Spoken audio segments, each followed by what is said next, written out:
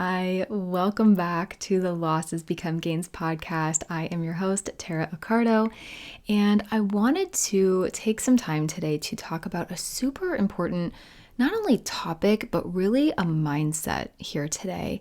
And this is a concept I absolutely love, but really, frankly, struggled with for a long time. And just to give you a little bit more context, occasionally I will go on Instagram and just poll my audience and say like, hey, what do you want to hear more about? Where could you use some more help or guidance or coaching in the grief space? And this is something that came up on multiple occasions. And it's this concept of, things are happening for me, not to me. But on a similar note, it's this victim mentality, this, why me, why us, why did this happen? So this is something I really want to dig into with you. I think it's really critical in our healing. And so your gain in this episode is to get a better understanding of what this actually means, but moreover, how impactful this mindset shift can be for you. So funny enough, I actually heard this expression, I think one of the first times I ever heard it was in a workout video. So quick shout out to the Tone It Up community. If anyone out there is maybe like a fellow Tone It Up girl too, I swear this is not an ad, but I have been a follower and a member of theirs for years, and I absolutely love their workouts. Anyway, one of the co-founders, Katrina Scott, who is seriously such an icon and an inspiration to me. By the way, she actually has a podcast as well called Live Beautifully. Definitely go check that out if you haven't already. I absolutely love it. She said this expression in a video that I was doing of hers once, and she used this phrase or some similar idea to it to get this idea into our minds in a difficult moment, like in the workout. This difficult moment was, maybe perhaps like a tough move or like a time when we kind of just wanted to give up, or we maybe had to like hold a certain move. I honestly couldn't even tell you what it was now, but it really stuck with me because it was a time when we really had to push ourselves and dig deep. So this phrase, things are happening for me, not to me, is really a mindset or kind of a perspective. And it's one that suggests that events or situations in our lives are not happening randomly or without purpose, but rather they're happening to help us learn and grow and become better versions of ourselves. Like, hi, this is kind of the premise of Losses Become Gains, right? And this perspective emphasizes the idea that every experience, whether good or bad, can be seen as an opportunity for personal growth and development. And it encourages us to see the positive aspects of every situation and to use them as opportunities to become better and stronger individuals and versions of ourselves. And by embracing this perspective, we can approach various challenging situations with greater resilience, curiosity, and an openness to learning and understanding, rather than feeling victimized by circumstances that are beyond our control. I want to repeat that again. Circumstances that are beyond our control. So let's dig into this beyond our control thing here for a moment. Let me ask you, do any of these phrases that I'm about to say sound familiar to you in that you have maybe thought them or maybe even said them aloud before? It's like what I was getting at towards the beginning of the episode. Why me? Why us? What did I do to deserve this? Why not someone else? I know that's kind of dark, but those thoughts come up, right? Why did this have to happen to him or her or them? This is so unfair. The universe is out to get me. Something has it out for me, I swear. Did I do something in a past life to deserve this? Any of that? Does any of that sound maybe a little bit familiar? And guess what? That makes sense. It's natural to want to go into these sort of victim mentality statements to try and wrap our head around what happened, and more importantly, why. And I 100% had these moments when my parents died.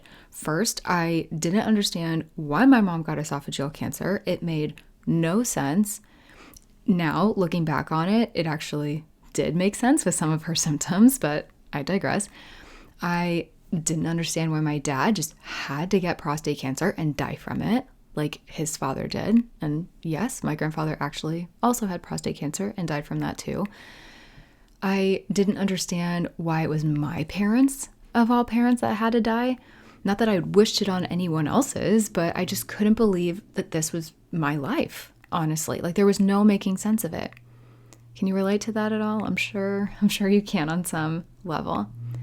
So when it comes to this mentality, whatever you want to call it, this, oh, woe is me, this victim mentality, rationalizing it in a way, whatever you want to call it, the real question is, how do we get ourselves out of it? How do we come to grasp and on some level accept that this is our reality, that this is the hand that we've been dealt, and this is where we have to go from here, whether we like it or not? Now, I am not above some tough love and telling things to you straight, so I'm just going to get this out there to kick this off. The world is not out to get you. In fact, it is less about you than you might think. And I'm not saying you're making it all about you, and I'm not saying you're trying to play the victim, but these thoughts, that's the direction we're kind of going with some of this. And why? Because death is a circumstance of life. They go hand in hand, and it doesn't always feel fair. And whether this was the loss of a partner or a boyfriend or a girlfriend or a spouse, a husband or wife, a best friend, a colleague, a parent, sibling, cousin, beloved pet, whatever this looks like for you, we ask how it's fair that this is even happening. But that's just it. It will scarcely ever feel fair. Life doesn't make sense. It's the unknown as to why that is that can be so maddening to us as grievers, or even not as grievers. This is just the human experience, right?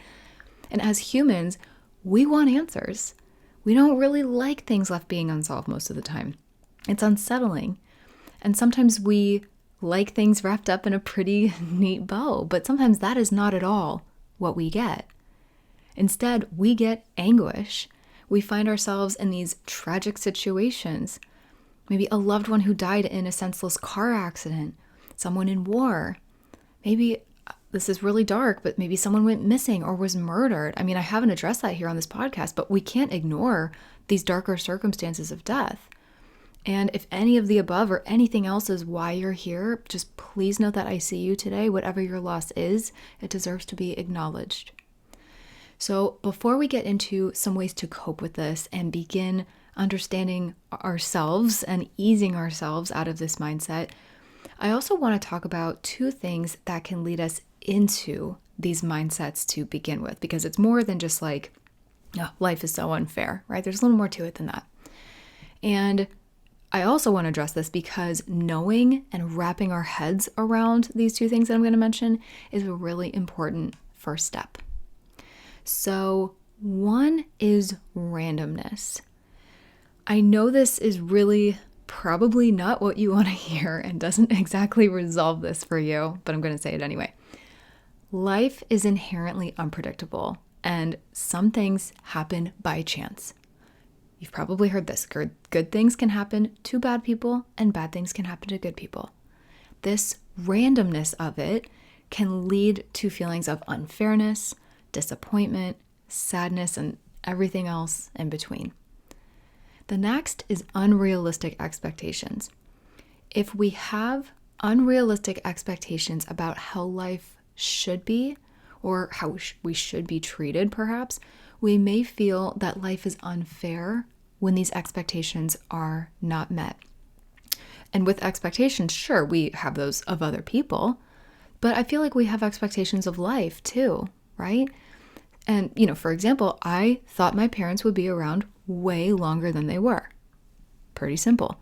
The fact that they weren't, the fact that they, quote, didn't die old enough, so to speak, and now I've lost what I would consider to be decades with them, is not okay in my book. That is a hard fact to grapple with. Like, they didn't see me get married. They won't meet my future children if, God willing, we have them. That's a lot. So I pause here and I ask you, can you relate to this at all?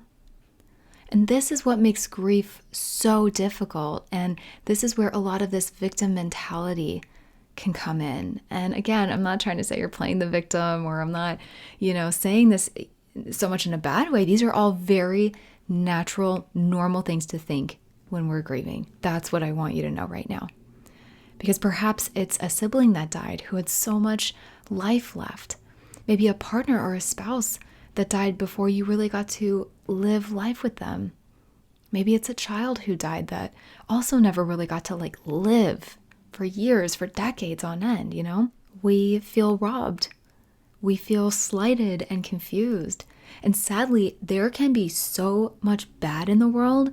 And when these good, beautiful people are taken from us, we are kind of left to wonder how it's even possible that the universe or whatever powers that be consider this to be okay. We're literally just stuck here left thinking, how is this possibly okay?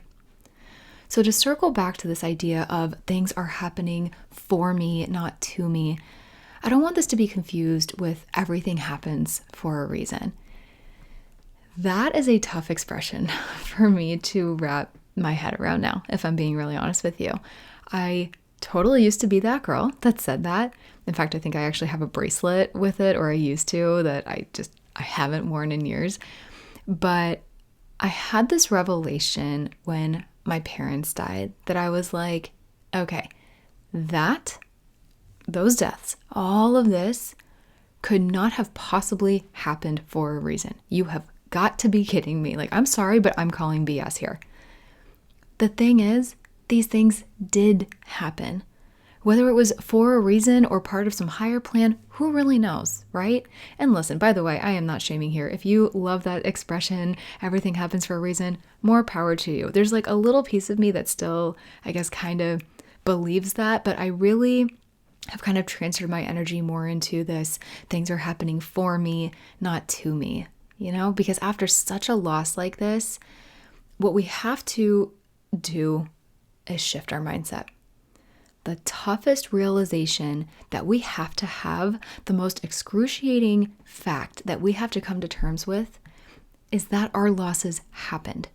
These people did die. These are the circumstances, whatever they are, for each one of us. Is this a crappy and unforgiving process? Yes. Do we ever maybe fully feel like any of this is fair? Probably not. And that is not even where I'm asking you to be today. We might never really get there. But what we do have to do is recognize just that. We don't have to agree with it. We don't have to like it. But facts are facts, right? We have to be open to the fact that there might not actually be a reason for why we've lost what we have. We just have. They're gone. It's gone. Now, it's picking up the pieces. It's knowing and understanding that there is not always sense to be made here. And in these moments and knowing and understanding, that's where we can begin to let that go. To stop racking our brain trying to understand the why behind it and come to know and embrace the fact that this is the reality of the curveballs that life throws at us. You might not find peace that you're seeking, per se. I do feel peace is out there, for the record. I do feel like we can unlock that, and we are going to do that here in this podcast. But what I really want to say here is there's almost this deep breath that we're able to take by surrendering the pressure for understanding and sense-making and acceptance. And the moment that we loosen the grip on that and stop squeezing the hose of understanding, so to speak, so tightly to this idea that we must understand the why behind everything, that, ironically, is where the most serenity from a loss can come. This is life. Life happens. Beauty and miracles happen, and tragedy happens. And we might not understand why someone or something was taken from us. But now is when we can open ourselves up to the more that is out there. The fulfillment and anticipation for what is. the appreciation for what is, what still is, what will come to be, and what we don't even know is ahead of us yet. So with all of that being said, you might be asking, okay, Tara, so how do we tap into this then? Like, my mind's open a little bit, I'm cracking the door, but I'm not fully there. So keep talking. And that's a good question. And that's exactly what I'm going to do. There are 3 really quick aspects of this that I'll get into here to begin wrapping up this quick episode. And I want to preface this by saying that this is not something you have to embrace right now. This isn't something you need to begin putting into practice right this second if you're not there emotionally. My job is not to force you here. But what I do want for you to do is to hear these and give them some serious consideration and a real shot at working for you. 1 is to acknowledge your feelings. Yes, we have said this before on this podcast, but I really mean it here, and here's why. It's okay to feel angry and sad and frustrated or disappointed or any emotion under the sun. And it's okay to feel these right now, and it's okay to feel these years from now. We might never fully feel settled with it, but a sense of living with that and working around that, that's what we're aiming for. So acknowledging your emotions is a critical first step in accepting what has happened, but more importantly, so we can better cope with it that way. The second is to focus on what you can control. So while there might be many aspects of a situation that are out of your control, I want you to try and focus on what you can control. This may involve taking action to adjust your perspective, just like we've tapped into here a little bit today. Also, focusing on who or what is in front of us, perhaps on our daily routine. There is an entire episode coming on the topic of a daily routine too, by the way. But that is another thing that is like a great thing for bringing us down a little bit, especially when things feel very out of control around us. Being able to rely on a routine, doesn't have to be anything crazy here either, is a really good way to like bring ourselves down a little bit and be more centered with what's going on. Also, our friends and family who are showing up for us, give them some love. Perhaps children or a pet or multiple pets that need us. Maybe a job that, while it might be difficult to focus on right now, maybe it's one that we're still grateful for because it gives us a consistent paycheck, right? I mean, whatever this is for you, look at the aspects of life that you can control, because this will often help us feel more at ease with things that we cannot control, such as the circumstances around who or what we've lost, or maybe are in the process of losing. If you're going through some anticipatory grief right now, or perhaps you're watching a loved one decline, for example. I've been there. Last is to practice gratitude. We have to remember that even in difficult situations, there are things to be grateful for. Now, you might want to be telling me to kick rocks with this gratitude stuff right now, especially if you are in your earlier stages of grief. Trust me, I know. No one could have told me to be grateful for a damn thing when I lost my parents. Not for a really long time. Gratitude is honestly something we have to work on sometimes. It is not always easy to see or feel, and it is just sometimes really hard to tap into. But I want for you to hear me out here for a second. By focusing on what you have rather than what you lack, you can cultivate a more positive mindset. That shifts us into a space of abundance instead of emptiness, instead of lack. To do this, sometimes we have to reframe the situation. Reframe the situation in a more positive light, for example. So instead of thinking, this is so unfair, and getting so like hell-bent on that, I want for you to try thinking, this is a challenge. In fact, this is hell. Right? Let's not put too fine a point on it. Like, this sucks. Grief and loss sucks. But you know what? With some time, I can learn from it and I can grow. And somehow, some way, this is a part of my evolution. I don't have to like it. I don't have to be happy about it. And I don't have to embrace it right this minute. but I am not going to allow all of this to happen in vain.